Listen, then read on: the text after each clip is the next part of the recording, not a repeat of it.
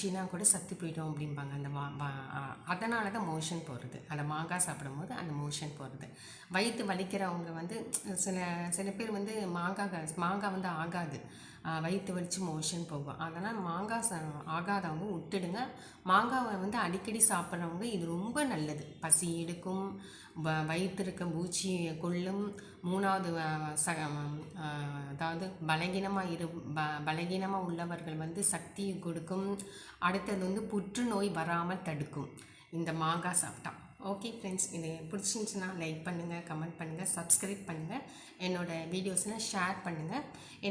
இன்னொரு வீடியோ கூட போட்டிருக்கேன், அம்மோ ஃபேஷன் ஸ்டைல். அதுலேயும் நான் வந்து சில பியூட்டி டிப்ஸு, அந்த இதெல்லாம் ட்ரெஸ்ஸிங்லாம் காமிச்சிருக்கேன். உங்களுக்கு பிடிச்சிருந்துச்சுன்னா லைக் பண்ணுங்கள். ஓகே ஃப்ரெண்ட்ஸ், டிப்ஸ் எல்லாம் காத்துட்ருக்கு. தேங்க்யூ. அடுத்த டிப்ஸ் காத்துட்ருக்கு. தேங்க்யூ. மறக்காமல் சப்ஸ்கிரைப் பண்ணிவிட்டு பாருங்கள்.